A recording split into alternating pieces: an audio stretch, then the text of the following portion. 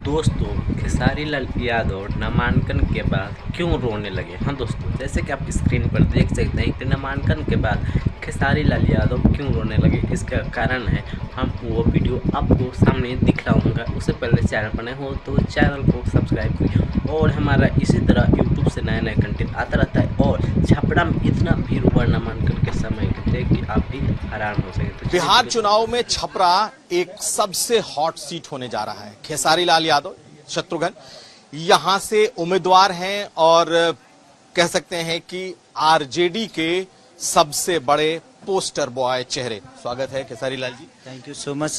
जितने भी श्रोता हैं मेरी तरफ से आप सबको दिल से प्रणाम। छठ की ढेर सारी शुभकामना, दीपावली की ढेर सारी शुभकामना। ये बताइए कि अचानक आप इस चुनावी समर में उतर गए, कैसे हुआ ये? देखिए, जिंदगी में मेरे हर कुछ अचानक कुछ नहीं होता है। कहीं ना कहीं मेरे मन में पहले से भी था कि मैं अपने जीवन में कभी चुनाव लड़ूंगा नहीं। मैं राजनीति से बड़ा दूर रहता हूं, बट शायद मुझे लगा कि भगवान को कुछ अलग ही मंजूर था। सारी चीजें, सारी पेपर मेरे वाइफ का हो चुका था, लेकिन कुछ टेक्निकली चीजें थी और वो अचानक से वो मुंबई से आ भी गई। और 16 तारीख को अचानक ऐसा हुआ कि कहीं से पता चला कि नहीं, ये पेपर नहीं हो पाएगा और गड़बड़ हो गया।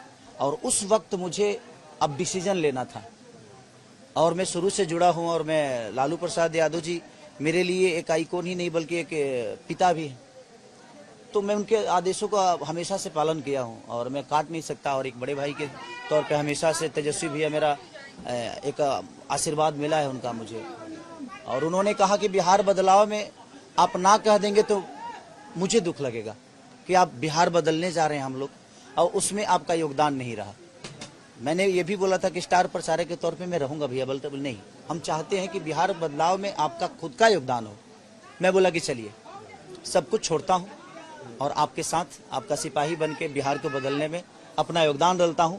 और छपरा की स्थितियां थोड़ी, मैं जब आता हूं तो बहुत सारी जो नाले हैं वो सबसे बड़े प्रॉब्लम है। यहाँ के नाले निकालना और यहाँ की स्कूल की व्यवस्था, अस्पताल की व्यवस्था। और मुझे लगता है कि जो बारिश की पानी लोगों के दुकानों में घुसती है, कहीं ना कहीं लोग बहुत परेशान होते हैं। तो उसके लिए क्या कर सकता हूं मैं? बेरोजगारी का जो मुद्दा है वो बहुत बड़ा प्रॉब्लम है हमारे समाज में और हमारे बिहार में। तो उसके लिए भी हम लोग को काम करना है और ये सबसे बड़ा मुद्दा है बेरोजगारी का। यूथ तो आपसे जुड़ा हुआ है, देखिए गानों के जरिए, संस्कृति के जरिए, फिल्मों के मैं चाहता हूं कि यूथ को मेरे से सिर्फ गाने की वजह से नहीं बल्कि विकास करने की वजह से जोड़ना चाहिए। ठीक है, मैं एक कलाकार हूं और कलाकार आजीवन रहना चाहता हूं और कलाकार आजीवन रहूंगा भी, बट एक जिम्मेदारी मुझे बहुत बड़ी मिली है और उस जिम्मेदारी को मैं प्रयास हमेशा करूंगा कि नहीं, अब इनके पास मुझे वक्त देना है। संगीत भी रहेगा, ये भी रहेगा, लेकिन अब इस पे ज्यादा फोकस करूंगा। रीजन की लोगों का विश्वास में तोड़ नहीं सकता, तो थोड़ा सा मुझे वक्त यहाँ देना पड़ेगा और यहाँ की चीज़ों को और यहाँ के जितने भी लोग हैं सबसे सलाह लेकर कि यहाँ की ज़रूरत क्या क्या है आप लोग बताइए, क्योंकि इलेक्शन का ये पता नहीं। तो जिनको पता है वही रास्ता मुझे दिखाएंगे।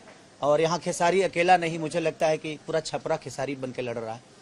लेकिन खेसारी लाल जी, बीजेपी के पास जो चेहरे हैं, अगर भोजपुरी स्टार, भोजपुरी गायकों में देखा जाए तो उनके पास भी निरहुआ हैं, रवि किशन हैं, कई और बड़े बड़े नाम हैं जो कि बीजेपी का।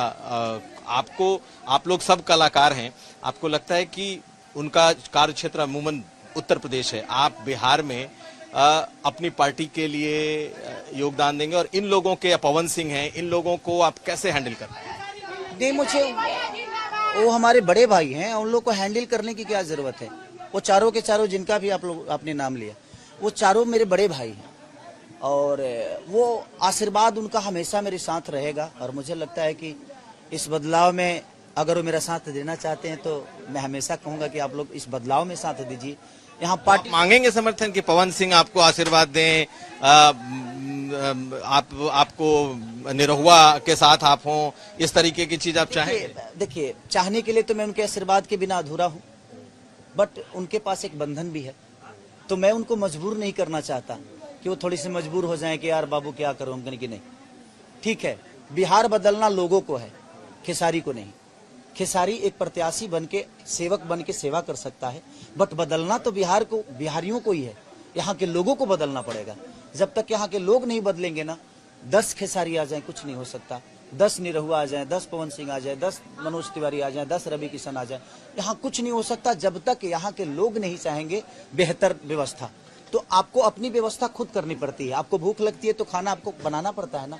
उसी तरह आपको लगता है कि हमारे बच्चों के भविष्य के लिए कौन बेहतर है, उसके साथ आपको रहना चाहिए। कोई जरूरी नहीं है कि विकास आपके घर का आदमी करेगा, बाहर के लोग भी तो विकास करते हैं।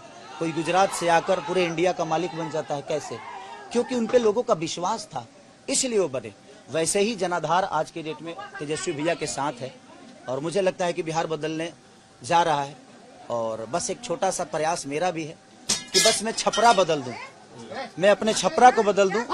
मैं जहां के नेतृत्व कर रहा हूं, जहां की जनता ने मुझे सम्मान से बुलाया है, मैं चाहता हूं पहले मैं उसको बदलूं और उसको बेहतर तरीका से बेहतर व्यवस्था के साथ ले जाऊं, उसके बाद देखते हैं क्या होता है। बस आखिर में ये आप अपने समर्थकों के लिए क्या गुनगुनाएंगे, क्या गाकर उनको मैसेज देंगे, जरा हमारे कि तेजस्वी के बिना सुधारे न होई, हो सुधारे न होई, ए भाई लालू बिना चालू ही बिहार न होई। थैंक यू सो मच, बहुत शुक्रिया बात करने के लिए। तो हमारे साथ थे खेसारी लाल यादव और इन्होंने खुलकर बात